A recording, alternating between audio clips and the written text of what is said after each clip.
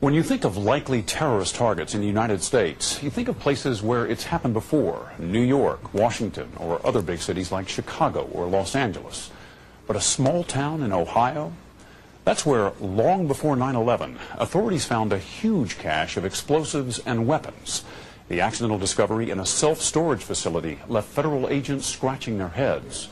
Whose weapons were they, and how exactly were they going to be used? It's a mystery that took years of tireless investigation to solve. Here's John Hockenberry.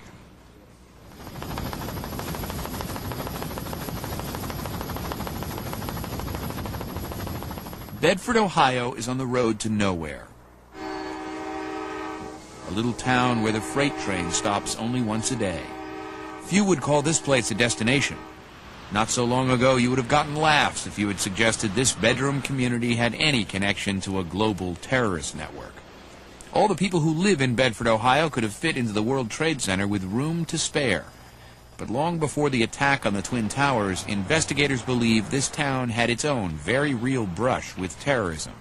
It also happened on a September morning, back in 1996. September 13th, it was Friday the 13th, and I was waiting for the black cat to jump out from around the corner. You're superstitious? Not very, but a little.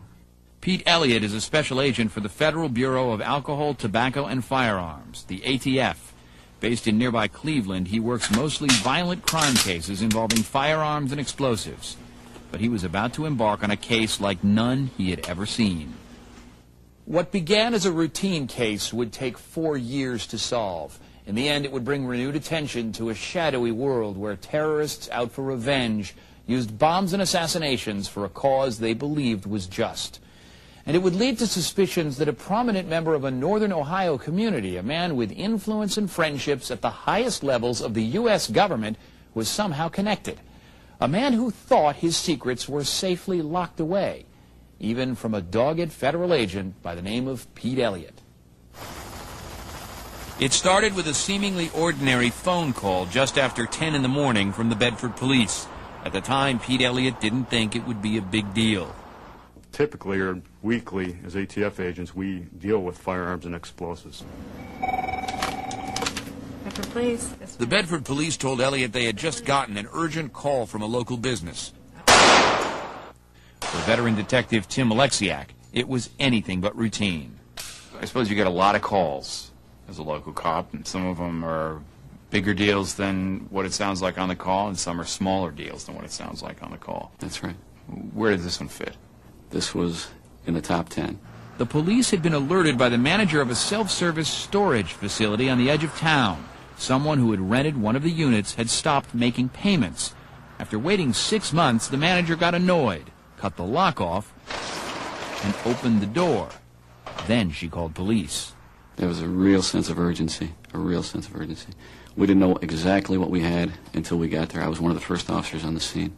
Pete Elliott arrived just behind Alexiak. Inside the locker, they found boxes containing an estimated 100 pounds of explosives and blasting caps, and more than a dozen weapons, including an Uzi submachine gun, an unusual shotgun with a double trigger, and a rifle with an odd design on it.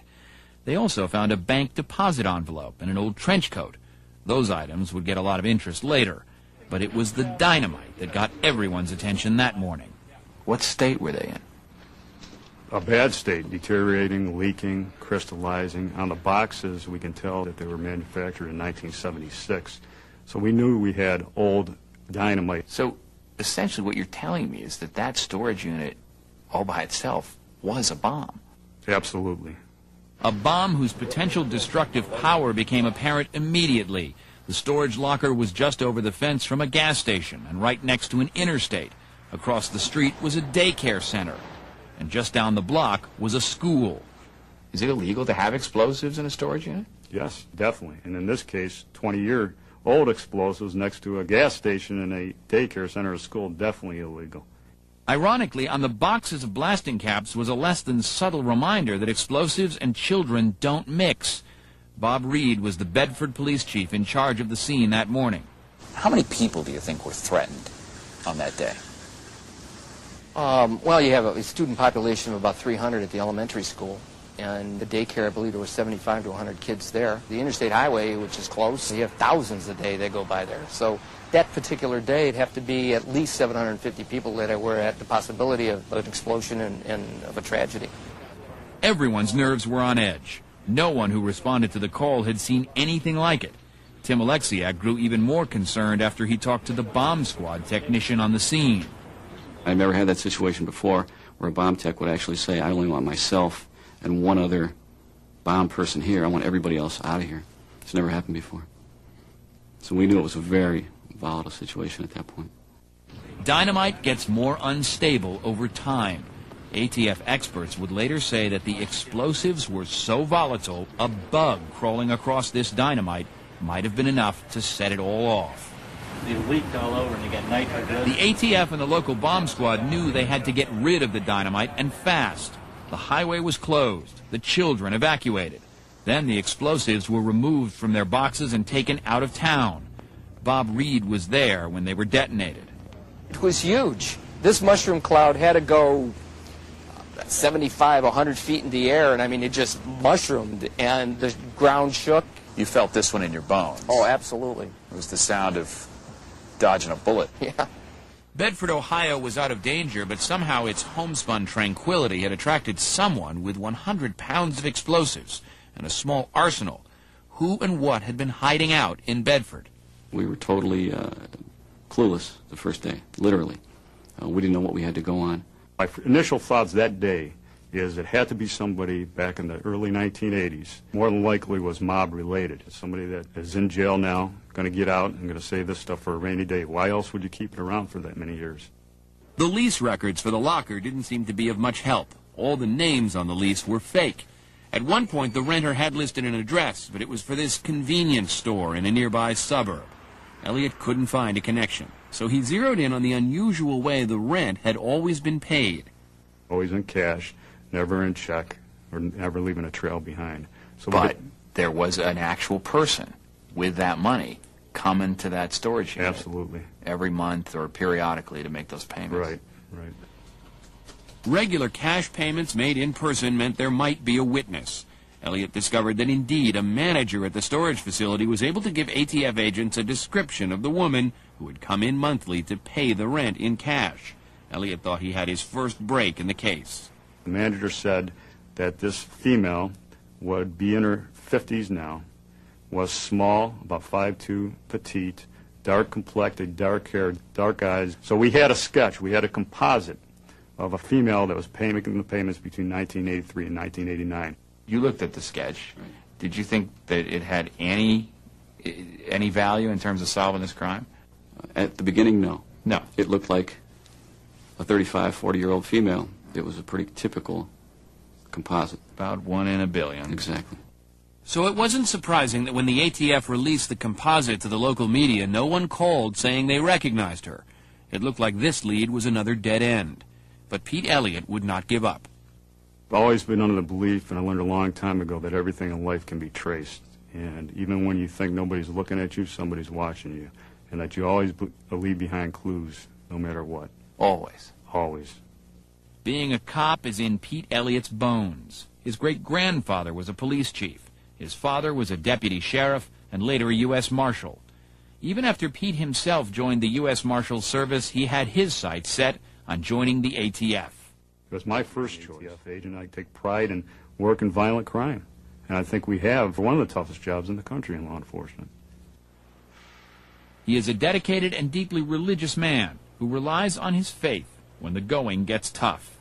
You know, I believe everything happens for a reason and a purpose, and I believe there's a reason I was supposed to be there that day.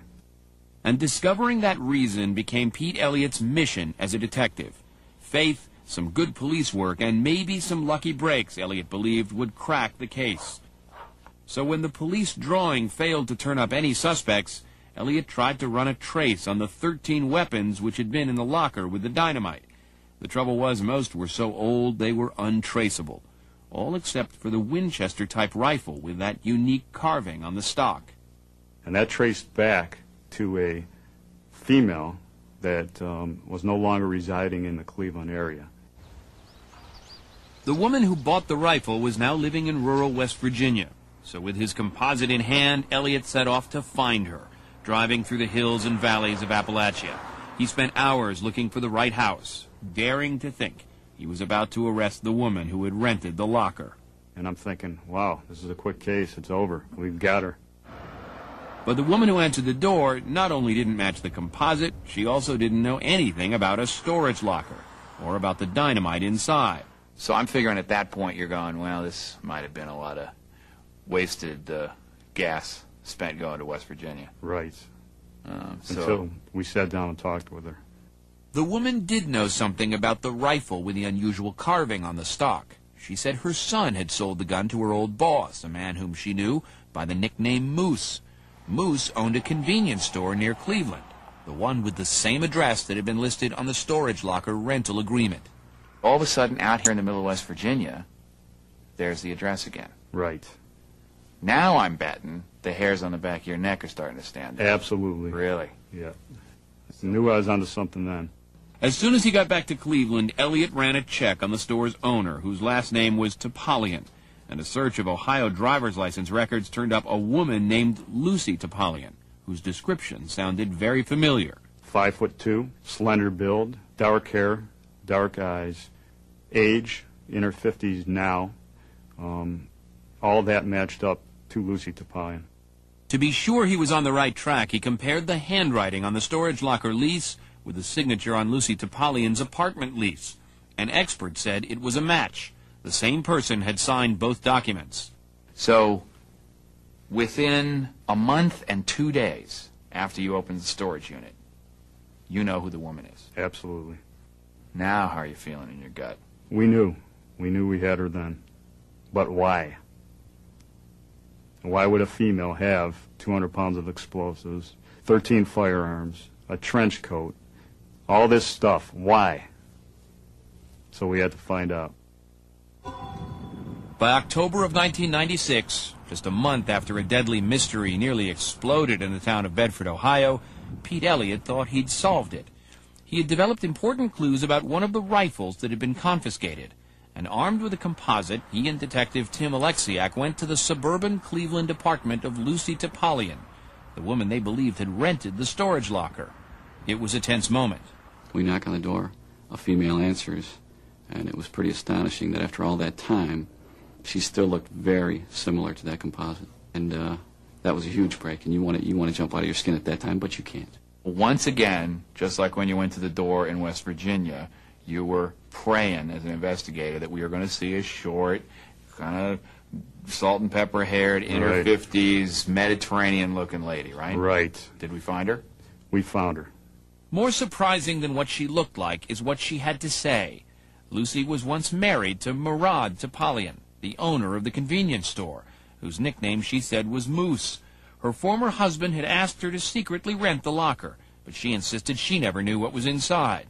She had used fake names to cover herself, but Pete Elliott was still skeptical. Lucy lied when she rented the locker. How could he be sure she wasn't lying now?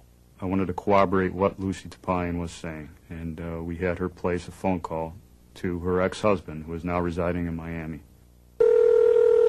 Hello? Is Wood out there? Yeah, hold on, I'm getting for you. Okay, thank you. How did you convince her to do something like that? She was scared to death at that time, agreed to cooperate, especially when we told her that the storage unit, where it was, across from a daycare center. She couldn't believe it. The two investigators listened in on the conversation as Lucy talked to an abruptly uneasy Murad. Yeah, listen, the police were here earlier today. Like, they were asking me questions about that storage locker in Bedford. Why didn't you tell me what stuff was in there? Oh, Lucy. What? I'm scared to death. Oh, man. There was enough explosives in that room to blow up the whole friggin' block. Jesus, Bud. I mean, Lucy, please, please. I'll fly back up there and I'll talk to you. But not over the phone, please. For your sake. For my sake and for the kid's sake. His willingness to take a flight back up to Cleveland as soon as he could to talk to her in person, to me that sends all the keys in the world that something's wrong here. We were both thinking, I think we were both thinking the same thing. He knows what's going on, and there's a lot more to this story, and we're going to find out what it is. Topolian flew to Cleveland the very next day. And realizing that she herself might be facing charges, Lucy agreed to wear a wire to a breakfast meeting with her former husband. I'm the one that's going to get screwed. The two investigators hoped to hear Topalian tell all as they listened from the parking lot of this restaurant outside Cleveland. I didn't know what was in there. You didn't know what was in there? Who put it in there? You have to know that. Yeah, well, somebody had asked me to rent that. One of the guys from overseas, and they said, just forget about it. You didn't know there were guns and ammunition? Everything he said was suspicious, but more than that, it was cautious. Pete Elliott could hear that Topalian was saying nothing incriminating. There was no federal case to be made yet. We didn't have any concrete evidence that he was the one responsible for the inside contents of that storage unit. So we had a big hurdle to go over. As the conversation inside the restaurant went on, the two investigators heard tantalizing hints that this Murad Topalian had a mysterious sideline and previous brushes with the feds. Remember those two FBI guys that came many years ago? I had FBI guys so many different times to come in and talk to me. Elliott was flabbergasted. Why would the FBI have been so interested in this convenience store owner? And as he talked, Topalian himself seemed to be acting like he was some kind of target. They're going to go after you. They're using you to get me. Why would they want to get you? Because I'm the head of the Armenian National Committee. The Armenian National Committee. The two listening investigators drew a blank. I had no idea where Armenia was, to be honest. I didn't know anything about Armenia at that point. You know where it is now. Oh, yeah. The investigators were now entering uncharted waters. The door to that storage locker full of explosives had suddenly opened onto a world of twisted global politics. The two investigators would soon get a crash course in geography and history to learn of a century-old hatred with roots half a world away. Armenia is a small country, once part of the Soviet Union, which sits between the Caspian and Black Seas. But the Armenian people have historically laid claim to a much larger area, including part of present-day Turkey. The dispute between the Armenians and the Turks erupted into one of the bloodiest ethnic conflicts of the 20th century. The Armenians accused the Turks of murdering up to 1.5 million Armenians between 1915 and 1923. It was an ethnic cleansing operation that many historians believe was the worst case of genocide before the Holocaust. The Turks dispute the number of people killed, and they reject accusations of genocide. The killings and the history remain largely unknown to a global audience. But it is the defining historical event for 1 million Americans of Armenian descent. People like Murad Topalian, whose family lived in Armenia at the time of the killings. His grandparents were tortured and hanged by the Turks. I miss my uncles. I miss my aunts. The investigators learned that Topalian had traveled the country, repeating the story about his ancestors, raising millions of dollars to promote awareness of Armenia and its people's plight. He also took his case to Washington, lobbying Congress and top officials throughout the government. He was very successful, not only in gaining their sympathy and understanding. He had a hand in helping make Armenia one of the largest per capita recipients of U.S. foreign aid. We knew we were dealing with somebody that just wasn't your average guy off the streets. The man who Pete Elliott first thought was just a convenience store owner named Moose was turning out to be a man with friends in some very high places. Federal agent Pete Elliott has spent months searching for the person who left 100 pounds of volatile explosives in a small-town storage locker. He's traced the lethal stash to a man who once owned a local convenience store. But digging deeper, Agent Elliott has learned the man whose nickname was Moose has some extraordinary connections to an underground terror network and to the nation's highest corridors of power. Here again, John Hockenberry. As Pete Elliott listened to that breakfast meeting between Murad Topalian and his former wife Lucy, it became clear that Topalian was a man with powerful connections. According to ATF transcripts of the conversation, Murad told Lucy he was supposed to be somewhere far more important than the Bob Evans restaurant in Cleveland. He said he was supposed to be in the White House that day. We started to find out who Murad Topalian was that day. For instance, that Topalian was no stranger to Bill Clinton's White House. He had visited the White House complex nearly 24 times between 1993 and 1996, according to government records. He attended at least 2 gatherings with Mr. Clinton himself. At one meeting, he sat just 1 chair away from the president. Did you ever figure he was too big of a fish, that he'd get away, that he'd somehow undermine your efforts? This is a guy who visited the White House more than once.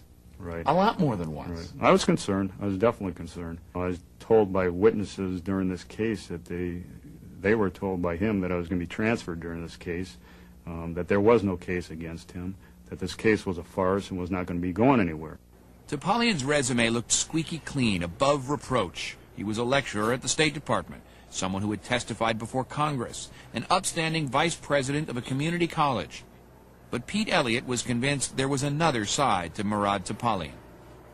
I'm seeing somebody saying to himself, "You're coming down, buddy. I don't care how long it takes." If he's guilty, he's coming down, correct.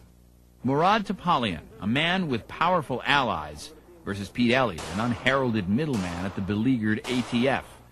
But to Elliott, this was an opportunity. He would prove his own investigative skills and help repair the reputation of the ATF, stinging from high-profile debacles at Ruby Ridge and Waco. You made a vow that this case was not going to turn out like some others. Right. Last thing I wanted was to, not prove this case and have the media and have everybody else looking at this thing and saying, well, the ATF should have never been involved. I haven't forgotten anything after Waco happened and how low our morale was. But at this moment, in the fall of '96, you're carrying the flag for the whole agency for a minute or two. I felt that way.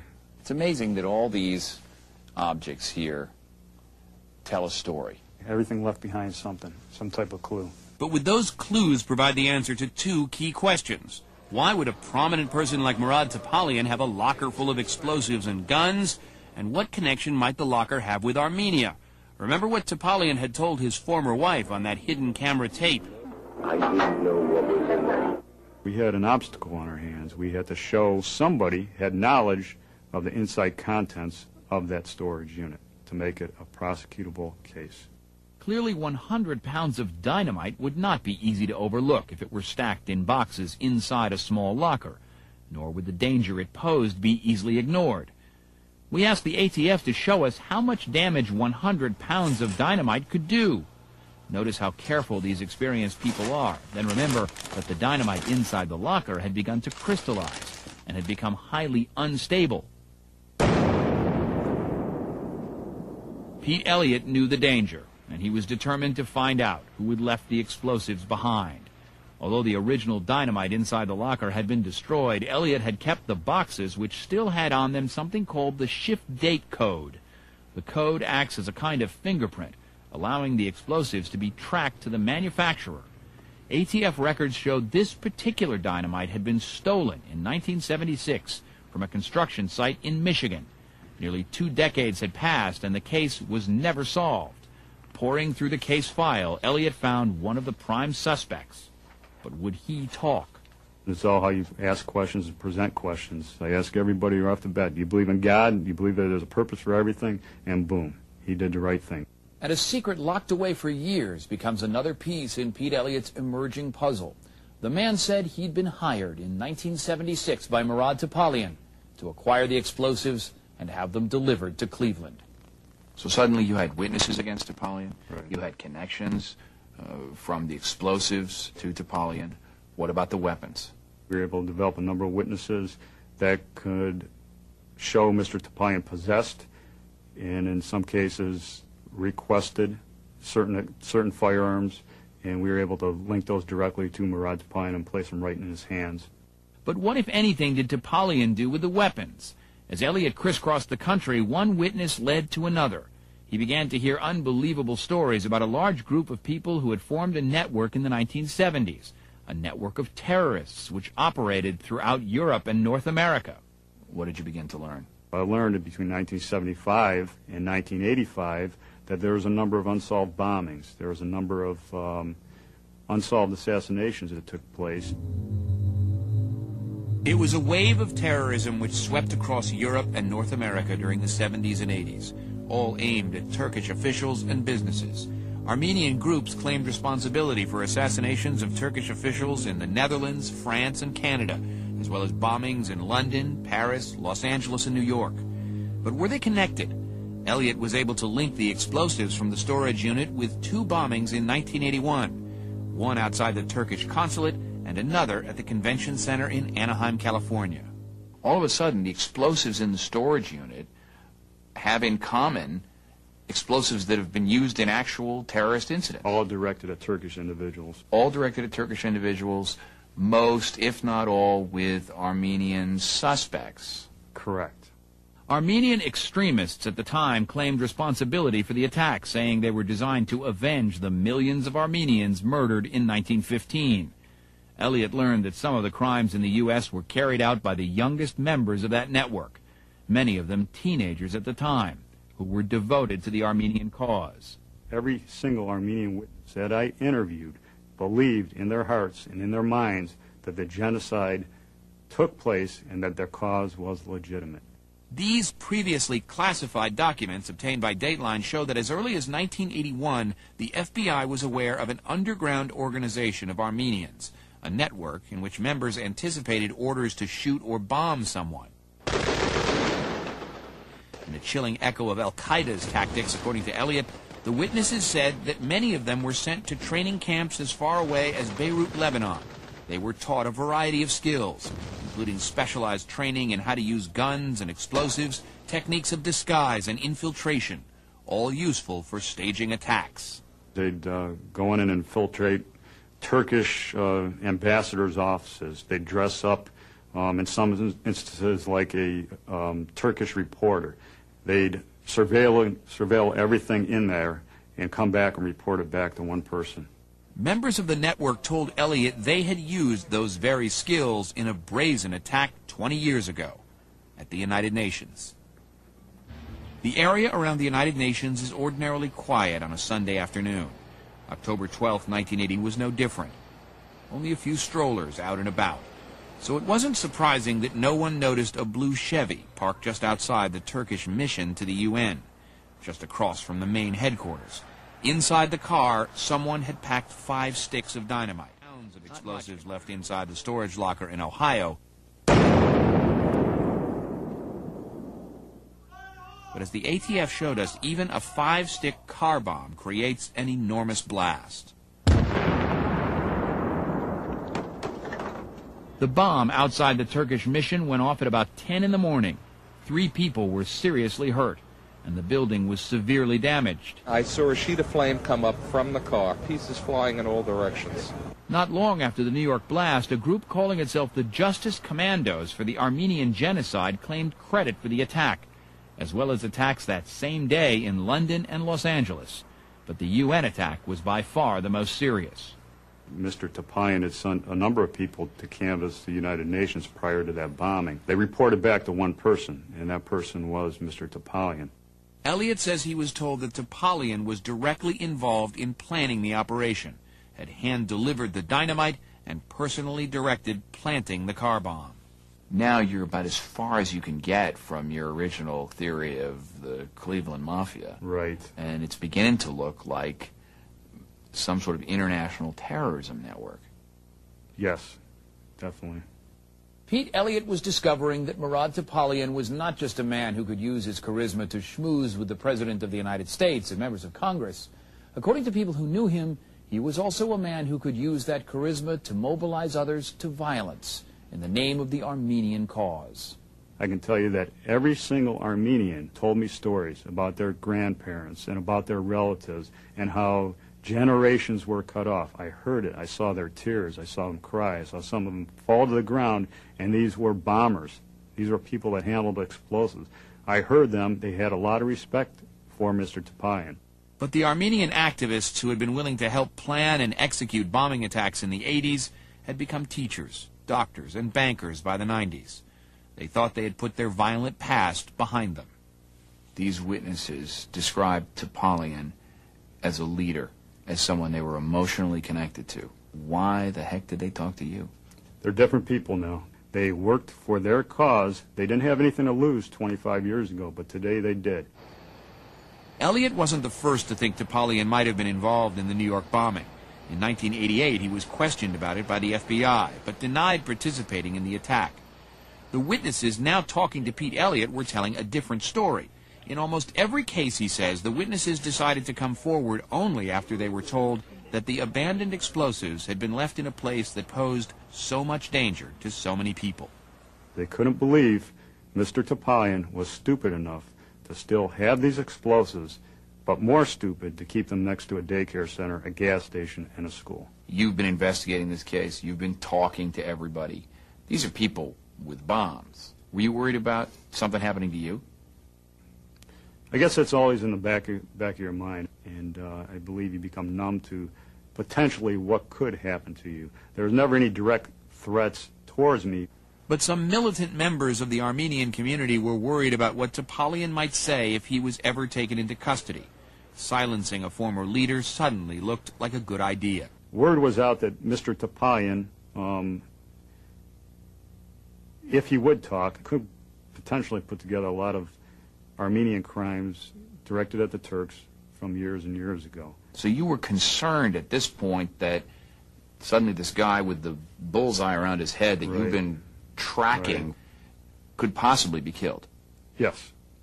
The year-long pursuit between Pete Elliott, the hunter, and Murad Topalian, the hunted, had reached a crossroads. But if he was to warn Topalian, Elliott would have to knock on Topalian's front door and meet him face to face. What happened when you identified yourself as Agent Pete Elliott of the ATF? I think he looked completely in shock. I said, listen, I did receive information that your life could potentially be in danger. I'm going to give you the opportunity. You want to sit down and talk to me? We can try to work this whole thing out. And he never took me up on that offer. Instead, Elliott says Topalian dared Elliott to make his case or drop the investigation altogether. Elliott knew he needed airtight evidence. He began to wonder if there had been something else, some other clue inside the locker that perhaps he had overlooked, something that would prove that Topalian knew what was in there. What about that bank deposit envelope he'd found on top of one of the boxes of dynamite? The address was 25890 Emory Road in Warrensville Heights, from a Cleveland trust that went out of business, I believe, in about 1979. I was able to dig and find out that Murad Topalian had an account at that specific branch.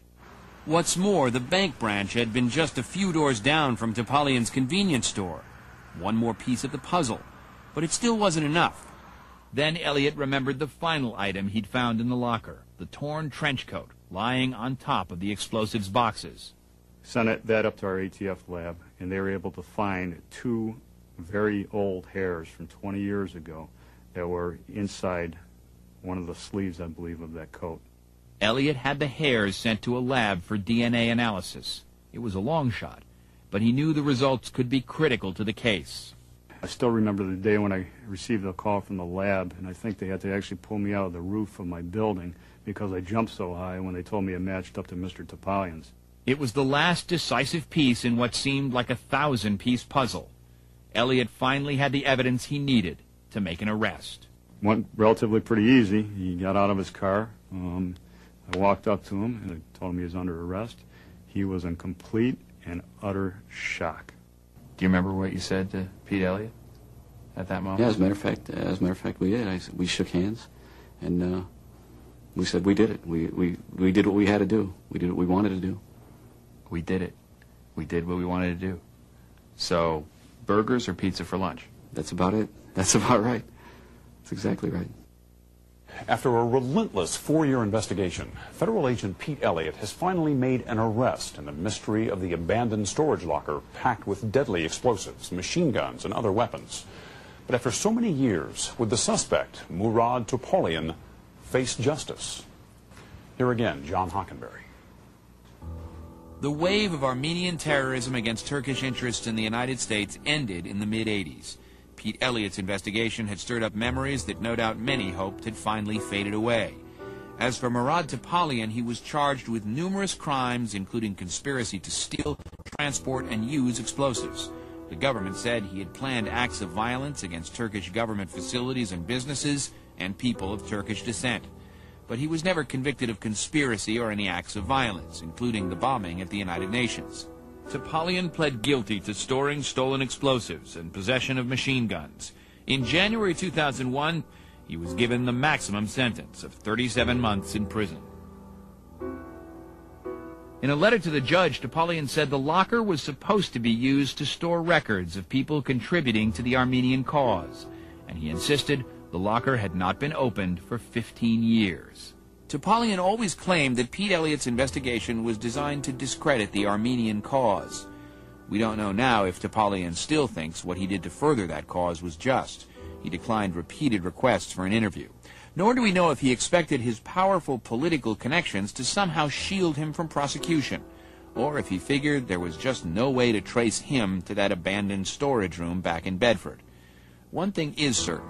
Murad Topalian didn't figure on ATF agent Pete Elliott. I looked and I didn't quit. I just kept digging, I kept digging, and I kept digging.